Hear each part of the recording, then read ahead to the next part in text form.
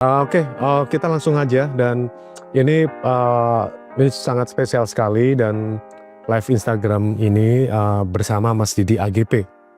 Beliau adalah seorang music producer dan juga cukup sudah memiliki banyak kiprahnya sampai era tahun 80-an. Mungkin teman-teman sudah tahu, beberapa telah berkolaborasi dengan Adi MS, Vina Panduwinata, Titi DJ, Faris RM, Indra Lesmana, dan lainnya. Mas Didi ini juga merilis buku dan kebetulan langsung 2 buku sekaligus yang sangat menarik, yaitu tentang Near Death Experience, yang dimana adalah sebuah pengalaman. Dalam pengalaman ini dialami ketika berada di ambang kematian gitu ya, dan ada sebuah pesan yang muncul di dalam setiap kali Near Death Experience ini terjadi.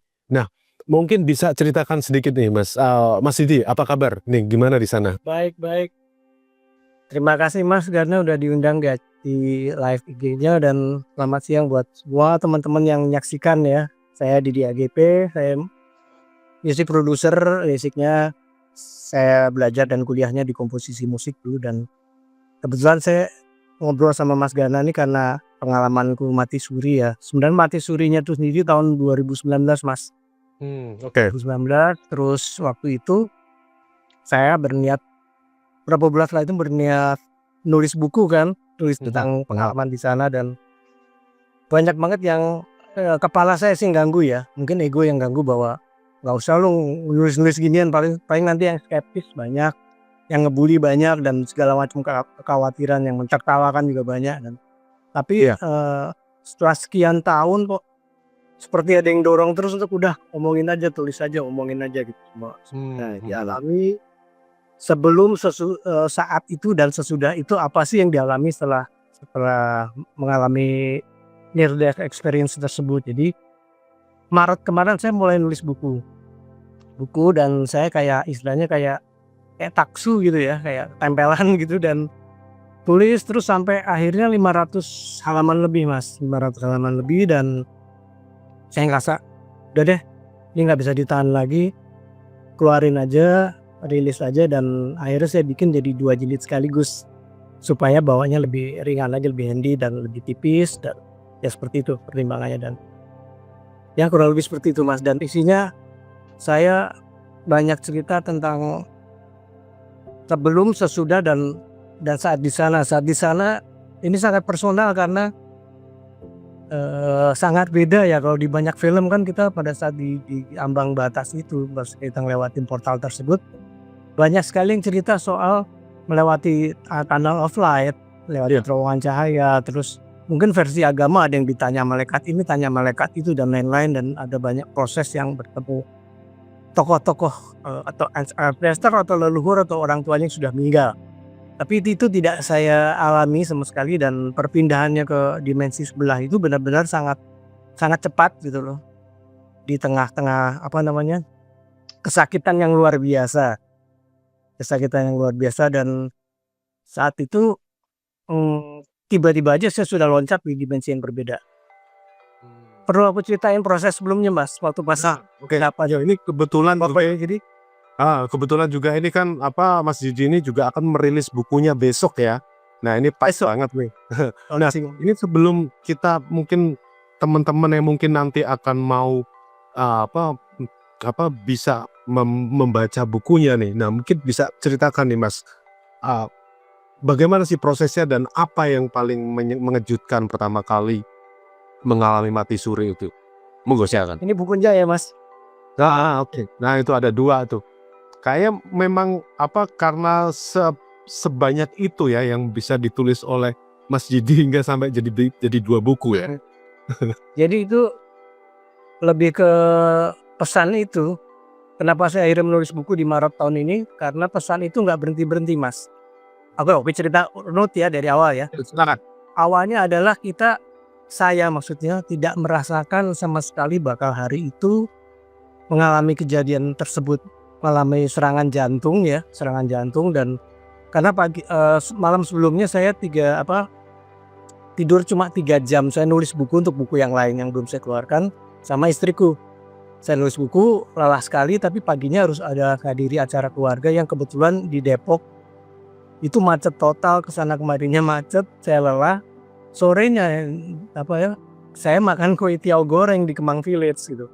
Wah, enak banget, tapi waktu itu karena saya nggak tahu saya punya jantung, saya makan aja tuh kue tiaw gorengnya dengan banyak lemak, minyaknya, dan setelah itu ngopi, makan lagi itu croissant berminyak lagi pula. Nah, malamnya tanpa persiapan tentunya, tiba-tiba serangan jantung, dan saya pikir awalnya cuma masuk angin, saya muntah-muntah sampai habis ya. Sorry itu sih sampai cairan kuning udah habis gitu, udah keluar dan sakitnya minta ampun. Dan dari situ saya ngerasa basah kuyup, ingat basah kuyup dan kayak orang mandi, dan merinding satu badan tuh merinding sekali. Satu badan merinding sekali, dan akhirnya karena kebetulan di depan pas apartemen saya nulis itu ada RSUD Kebayoran tuh di Abdul Majid di Fatmawati, era Fatmawati. Saya minta sama satpam tuh, sama istri saya, didorong pakai kursi roda ke depan. Sampai di depan saya rasanya banget kayak diinjek-injek gajah, udah ada sakit banget, sampai saya tuh kayang gitu. Kayang tuh melengkung ke atas, bukannya nunduk ya, bukan sujud dari kayang, dan nahan sakit. Tiba-tiba ya itu, saya tuh di satu tempat yang sangat enak banget. Plong, saya nggak pernah, jadi nggak ada rasa. Biasanya kan saya selalu mampat kiri atau kanan di punggung saya, itu plong, nafasnya enak, sejuk. Terus saya dengar musik seperti musik yang saya buat ya, musik meditasi. Terakhir kan saya banyak musik meditasi, dan saya melatih meditasi itu dari tahun 2003-an untuk umum ya, berbayar dan maupun yang free. Tapi sebelumnya dari 95 saya ngajar untuk lingkungan kecil. Nah, saya musik ambient gitu atau bagaimana? Ambience. Jadi bukan musik jenis kayak singing bowl atau flute atau shakuhachi, itu enggak. Jadi lebih ke uniknya itu adalah seperti musik meditasi saya yang elektronik, yang ambience. Jadi yang hanya dengung-dengung, mungkin yang lebih populer mungkin Brian Eno lah, mungkin jenis musik seperti itu ya, elektronik musiknya. Dan saat itu saya tahu banget bahwa, karena saya aware, saya pikir ini bukan musik gue nih gitu. Tapi ini kayak musiknya gue gitu. Terus aku dengar, aku jalan di taman itu, aku sadar juga bahwa wangi, sejuk, dingin, keren tamannya tuh, landscape-nya bagus banget, dan rumputnya pun itu lembut banget. Walaupun aku lihat aku nggak ada kaki, tapi aku ngerasain lembutnya rumput di kaki. Hingga udah sendirian tadi itu beda dengan, bukan seperti yang dibayangkan saya, karena saya nggak pernah bayangin ya seperti apa itu tempat di sana. Tapi pokoknya ceritanya beda sama agama lah, beda sama film prosesnya tersebut. Saya nggak bilang bahwa nabi atau agama berbohong ya, tapi lebih kepada bahwa pengalaman spiritual atau spiritual journey itu sangat personal. Yang kita bagikan adalah esensinya, bukan sensasinya gitu. Saya lebih berpikir ke situ, bahwa pengalaman spiritual itu personal, yang dibagikan adalah esensi, bukan sensasinya. Lalu saya jalan-jalan, karena nggak ada orang, saya cari sampai suatu titik saya dengar suara, Mas, sangat jelas sekali, berat. Dan kalau saya bisa bilang itu laki-laki ya, suara beratnya bukan alto tapi benar-benar ke bass dan keren gitu, suaranya wibawa. Dan saya dengarnya nggak di sini, asli saya dengarnya di dada, dan pesan-pesan gitu, pesan-pesan. Bahasanya juga bahasa Indonesia atau bahasa yang tersirat gitu atau bagaimana? Enggak, udah pasti bahasa Indonesia, Mas. Bukan bahasa Tibet, bukan bahasa Tebet, bukan bahasa Arab, bukan bahasa Futat. Jadi beneran bahasa Indonesia yang benar-benar ya aku langsung ngerti lah gitu, dan saya nggak tahu siapa yang ngomong, dengarnya di sini. Hingga saya keliling-keliling lagi, saya cari, saya penasaran, ini gue masih punya kuping nggak ya gitu, kok aku dengarnya di dada gitu. Cari danau, saya cari danau untuk kaca, untuk bercermin bahwa kayak apa sih gini gitu. Ngobrol lagi enak itu, nggak tahu dari mana datangnya, tiba-tiba sakit lagi, Mas, dada, Mas, sakit banget.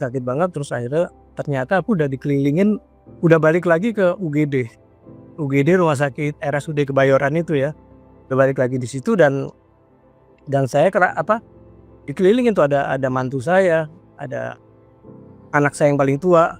Itu jam kejadian itu mungkin jam udah jam 1 atau jam 2-an malam. Karena saya serangannya tuh sekitar jam setengah 10 malam. Itu ya, terus ada istriku. Aku lihat istriku udah keluar air mata itu udah nggak karuan lah pokoknya.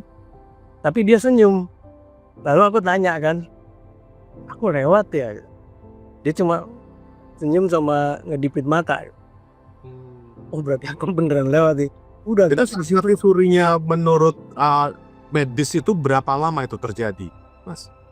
NDE-nya itu sekitar 5 menit. 5 menit, oke. Hanya 5 menit, tapi aku merasa di sana cukup lama ya. Dan dari sini aku tahu bahwa waktu itu ilusi gitu loh. Setiap dimensi waktunya berbeda, tidak harus 24 jam. Jadi memang tidak ada yang harus 24 jam, walaupun waktu di bumi juga sebenarnya nggak harus 24 jam juga kan. Tapi rasanya seperti berjam-jam kah atau bagaimana? Nggak berjam-jam, tapi relatif lama, Mas. Saya nggak tahu sekian lama, tapi lama. Dan dari situ aku tahu bahwa relatif ya waktu itu menjadi relatif. Dan pas waktu saya balik itu mereka panik kan, si tenaga medis, dokter yang jaga segala macam, dan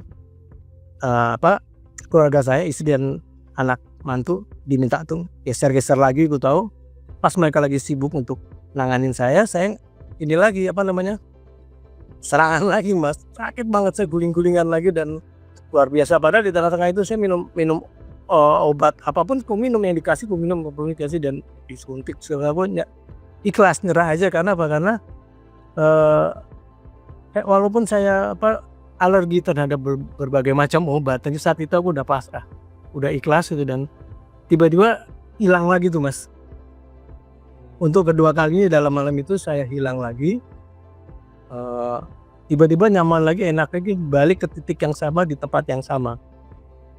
Dan dilanjutkan lagi, dibimbing lagi, dinasihati macam-macam itu dengan suara yang sama, di tempat yang sama dengan suara yang sama. Cuacanya tuh enggak kayak katakanlah di Jakarta atau Surabaya atau di Mekah gitu, enggak. Jadi kayak enggak jelas antara menjelang maghrib atau baru aja jam 7 pagi gitu. Tapi enak. Dan balik lagi saya sambil jalan-jalan di atas rumput yang lembut tanpa kaki ya. Jadi aku masih tetap ngerasa tuh lima panca indera itu dengan sadar aku ngerasa. Dan hidung aku nyium baunya enak, kuping aku dengar suara yang musik yang ambience itu aja, terus ambience yang tanpa afirmasi tentunya ya. Dan oh ya Mas, catatan pada saat aku di UGD itu di situ nggak ada musik, Mas. Tidak ada musik sama sekali. Jadi bukan bocoran dari dimensi ini, bukan dari bocoran dari UGD musik tersebut. Lalu ya seperti itu dilanjutkan kembali bahwa harus begini. Dan sebagian saya tulis di buku pengalaman dengan pengertian yang mungkin sedikit berbeda dari apa yang pernah saya tahu, yang pernah saya baca. Kayak gitu, Mas. Nah, ini menariknya dari sepanjang saat mendengarkan suara tersebut, itu memberi itu interaksikah atau Mas Didi itu mendengarkan saja, dan itu pesan-pesan apa saja sih yang disampaikan?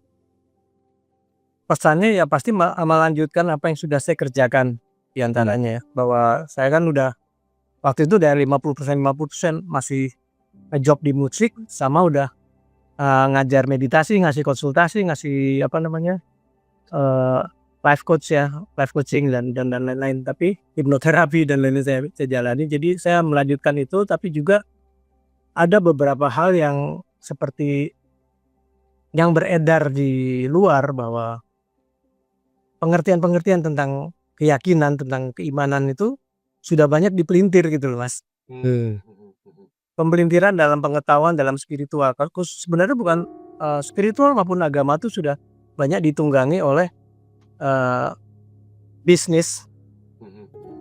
Ya jadi kayak agama juga sebagian kendaraan dari politik, dan agama juga kendaraan dari bisnis dan ekonomi. Jadi memang itu sebagai kendaraan yang untuk sementara mungkin ya orang ya sah-sah aja sih, mungkin sebagian menerima, sebagian menyadari, sebagian tidak sadar. Hanya tinggal kualitas orang untuk menikmati mabuk itu kan juga nggak apa-apa sih mungkin Mas ya buat sebagian orang ya. Apapun mabuknya, apakah mabuk dogma, mabuk agama dan lain-lain. Jadi memang bisa jadi hanya tidak eling itu yang harus tetap dipertahankan. Mindfulness, kesadaran. Hingga kita tahu bahwa ya kalau minum kopi itu sedikit aja lah, jangan sampai mabuk kopi, minum apapun itu. Bahkan jangan penyalahgunakan minuman atau alkohol atau segala macam itu, jadi jangan, termasuk juga jangan mengganggu orang mabuk. Mabuk apakah itu ya? Orang yang sedang mabuk, orang yang sedang nikmat, apakah itu mabuk agama? Kalau mau diganggu, ya juga kita celaka kan. Iya. Mabuk minuman, mabuk drugs, mabuk sabu dan lain kita ganggu, ya kita yang akan terima akibatnya. Jadi mabuk apapun itu kita sebaiknya memang kita tidak saling mengganggu. Jadi melihat itu sebagai observer, sebagai witness. Kita sadar kita nggak ikut-ikutan mabuk. Ada orang lain yang copokin minuman keras, ada orang yang copokin narkoba, ada orang lain dicekokin dogma gitu. Ya mungkin memang dia harus menyadari, dia harus mengalami hal tersebut, proses pembelajarannya masih di situ. Demikian juga sebuah bangsa kalau mau masih mabuk gitu ya gimana gitu loh. Memang mungkin proses bangsa tersebut masih di situ gitu. Kita mau keluar gembar seperti apapun, kalau memang bangsa tersebut memang harus melewati proses itu ya monggo gitu loh. Kita hanya mengingatkan tuh dampak dari sebuah mabuk apapun itu, mabuk asmara pun itu pasti semua ada dampak negatifnya gitu. Jangan mabuk itu salah satu pesan, jangan mabuk, jangan menunda berbuat baik. Jadi ada sebuah kebaikan gitu, kayak misalnya yang jadi sering aku alami adalah pada saat saya kangen sama seseorang, apakah itu teman kuliah, teman kerja atau teman lama gitu. Tunda deh gitu. Mau balas WA-nya tunda deh gitu. Sehari 2 hari kemudian dia masuk UGD dan lewat itu, meninggal. Dan itu sering banget saat kita nunda untuk menghubungi seseorang yang tiba-tiba kita kangen, itu kayak gitu. Jadi salah satu pesannya itu, jadi jangan menunda, apalagi perbuatan baik jangan ditunda gitu. Mengingatkan orang pun jangan menunda gitu. Termasuk mengingat orang untuk tidak mabuk gitu. Iya. Jadi suatu saat saya pun juga pernah mabuk ya, pernah mabuk agama maksudnya. Sampai intens, sampai melakukan zikir 2000 zikir katakanlah apapun itu. Ada Al-Fatihah, ada segala macam sampai 2500 kali dalam sekali satu hari gitu. Dan itu sudah sebagian dari perjalanan spiritual, perjalanan religi atau perjalanan spiritual, atau ngalamin meditasi berjam-jam sampai sekian lama, ngalamin katakanlah ngerowot, anggar-anggaran, mutih, Senin Kemis dan vegetarian, itu juga bagian dari proses dan mengalami mabuk spiritual juga ya seperti itu. Tapi sampai suatu saat kita eling gitu, tugas kita apa. Jadi buatku ada 3 Mas. Kalau kita bicara waktu linear, kita bisa tahu itu ada past, ada now, dan ada future kan. Tapi pada kenyataannya setelah dari sana aku tahu bahwa waktu tuh bisa kayak bukan linear, tapi bisa jadi spiral dan bisa jadi retrokausalitas. Dan aku bahas itu di buku juga, dan bahwa waktu tuh bisa kayak semangkok mie instan, nggak dari A ke B ke C, tapi ujungnya di sebelah kiri, awalnya justru di sebelah kanan, terus ketemu masing-masing dimensi, masing-masing paralel, dunia paralel tuh ketemu bersinggungan hingga terjadi kayak glitch realm, glitch ya. Jadi kayak ada bug di dalam komputer yang kita alamin sekarang. Kalau kita bicara juga akhirnya ke Divine Matrix ya, akhirnya macam-macam hal yang tidak seperti yang kita tahu gitu. Jadi banyak banget hal yang kita nggak sendiri. Sampai tadi kita ngobrol soal portal dimensi sampai ke parallel world, sampai kita akhirnya kaitannya apa sih sama Jawa? Jawa tuh punya sedulur papat 5 pancer, dan benar kita nggak sendirian gitu. Saat kita lahir kita ditemani ada plasenta, ada kakak kawah di hari-hari, ada sedulur papat 5 pancer yang dulu kita cuma berpikir bahwa kita nggak sendirian tuh, kita ada teman-teman dari Pleiades, ada dari Sirian ya, ada Pleiadian, ada Arcturian dan lain-lain. Tapi sebenarnya nggak usah jauh-jauh ke sana, kita pun di sini kita ada dimensi-dimensi tetangga, ada saudara-saudara kita yang usianya tidak sama. Jadi ada di AGP yang lain, ada Mas Garna yang lain yang Jawa menghitungnya 4 kan. Tapi sementara nggak hanya 4. Buat teman-teman yang udah nonton Doctor Strange ya. Di Doctor Strange tuh ada 4 Doctor Strange yang karakternya beda, tapi yang di situ usianya sama semua. Nah, yang saya sudah temukan saudara saya ini usianya beda-beda, Mas. Saya ketemu kayak yang masih bayi dan saya yang sudah tua sekali. Sebenarnya itu bukan saya, tapi itu sudah saya. Yang ketemunya jauh sebelum saya mati suri. Ya jauh sebelum NDI gitu maksudnya. Jadi memang tidak seusia. Karena apa? Karena waktu di sana tidak 24 jam. Ada yang waktunya lebih lambat, ada yang waktunya lebih cepat. Dan profesinya beda-beda. Terus juga tidak semuanya sadar ada di AGP yang di sini, di dimensi ini. Karena mereka tidak semuanya seperti kita belajar, tertarik dengan hal ini. Ada juga mereka yang tidak pelajari itu dan tidak mau tahu dan tidak percaya. Sekarang aku ngomong gini ke tetanggaku lah, ke Pak RT sebelah misalnya. Dia juga pasti akan ngetawain. Lo ngomong apa sih? Jenengan hentikan lo apa nggih gitu. Lo ngomong apa gitu. Karena kita aja yang hidup di sini nggak mau tahu. Bisa jadi saudara kita yang di beda dimensi juga nggak tahu karena mereka nggak belajar spiritual, nggak belajar hal-hal untuk fisika gitu ya, yang tahu sadar ada kita di tempat lain. Di semesta yang bubble. Kalau menurut Mas Didi, bagaimana cara terhubung dengan kita di paralel realitas itu yang kita sebegitu banyaknya? Kalau saya sendiri karena masih menjalani meditasi, satu-satunya cara yang saya tahu hanya meditasi ya saat itu ya. Ya saya selama meditasi saya ngajak mereka, Mas. Saya ngajak buat saya pribadi, ini sangat personal, bukan berarti yang lain harus menjalani seperti yang saya jalani. Saya selalu mengucap Sang Hyang Bapak, Sang Hyang Ibu, karena Tuhan yang saya lihat pertama kali yang menciptakan saya adalah Bapak dan Ibu. Yang terlihat, Tuhan yang terlihat adalah Bapak dan Ibu. Jadi Sang Hyang Bapak, Sang Hyang Ibu, Sang Hyang Urip, Sang Hyang Langit. Langit termasuk makrokosmos, Sang Hyang Bumi termasuk jagat alit, Sang Hyang Urip, Sang Hyang Bayu, angin, Sang Hyang Banyu, air, Sang Hyang Agni, geni, api, dan Sang Hyang Urip. Jadi kakang kawah di hari-hari, leluhur papat lima pancar, para leluhurku tuh aku ajak semua. Jadi aku merasa bahwa aku tuh nggak sendirian. Bukan we are not alone, tuh bukan cuma kita dan alien, tapi benar-benar saya punya tim kerja. Tim kerja itu adalah universe itu sendiri, Tuhan itu sendiri. Jadi Tuhan sebuah sistem buat saya.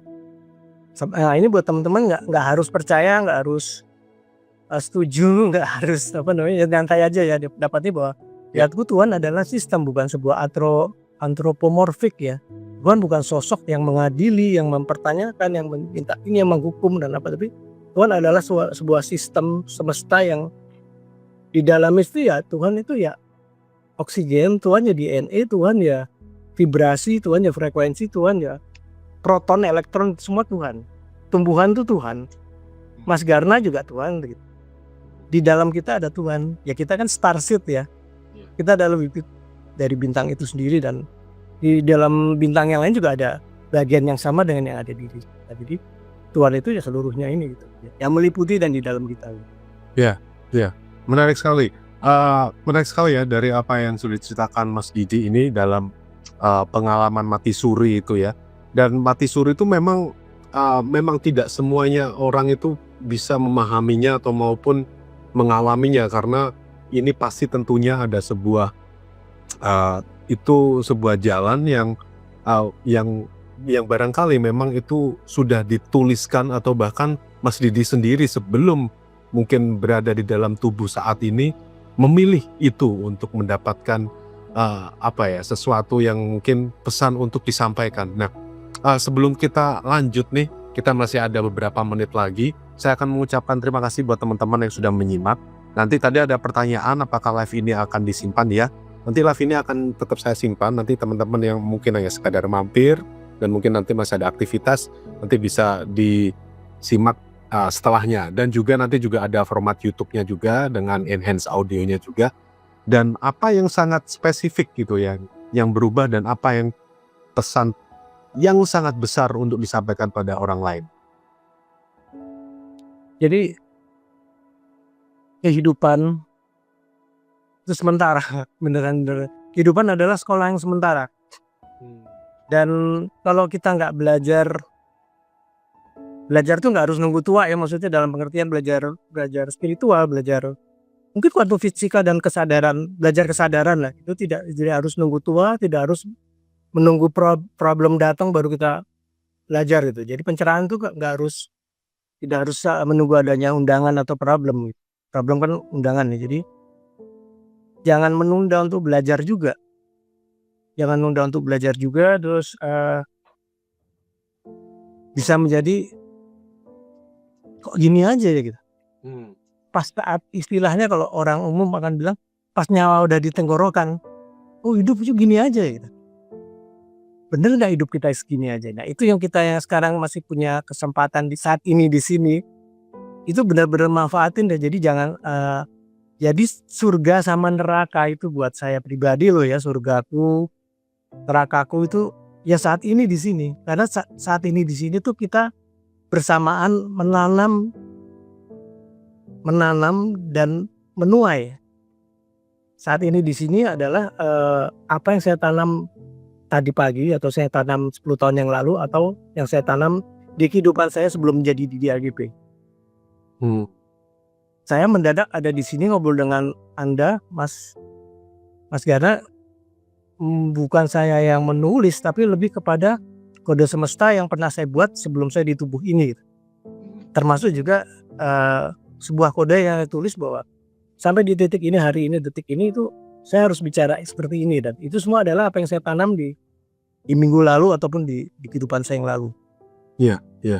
Ya, jadi saat ini juga kita menuai. Nah, ini hasilnya, tapi saat ini saya bicara ini saya sedang menanam kan. Menginstalasi sebuah knowledge, sebuah wisdom, sebuah kebijaksanaan untuk Mas Gara maupun untuk teman-teman yang menyimak.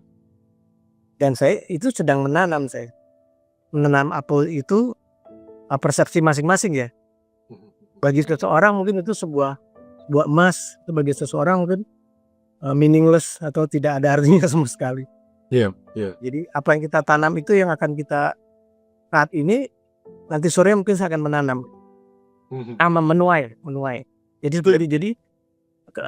surga itu tidak harus nunggu kita mati. Akhirat itu adalah saat ini, saat lo ngejob terus lo dapet honor, itu akhiratnya gitu.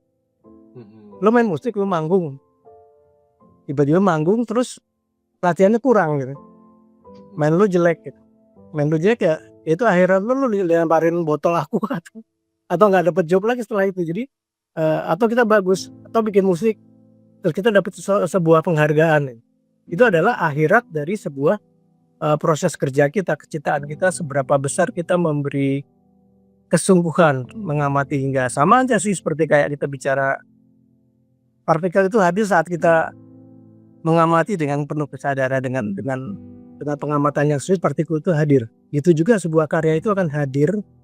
Karya itu ripple-nya gelombangnya menjadi besar jauh saat kita menanam menanam karya tersebut dengan penuh kesungguhan, dengan keseriusan. Dia akan gaungnya akan lama, akan sustainable ya.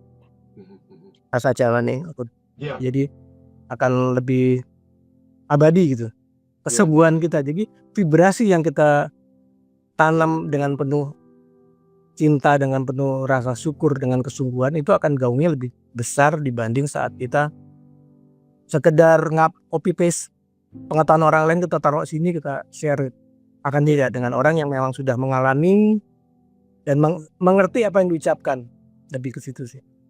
Ya, penting buat kita memang ya di masa sekarang ini ya, masa di mana ilusi di kehidupan ini ya, yang begitu banyak. Mungkin semuanya, mungkin teman-teman ada di sini, kita mengalami apa itu ilusi di dunia ini ya. Ilusi bagaimana kita itu banyak sekali ilusi kita itu yang membuat kita itu berada dalam survival mode melulu gitu ya. Kita selalu berada dalam bertahan hidup terus, sehingga kita lupa itu ternyata itu memblok kesadaran kita gitu. Nah, mungkin ada yang kita pernah bertanya, bagaimana sih kita bisa hadir di saat ini? Bagaimana kita bisa hadir dan merasakan saat ini, Mas? Kalau bahasa simpelnya kan kita harus menyadari nafas ya Mas ya. Selalu menyadari nafas, selalu healing. Healing itu mindfulness.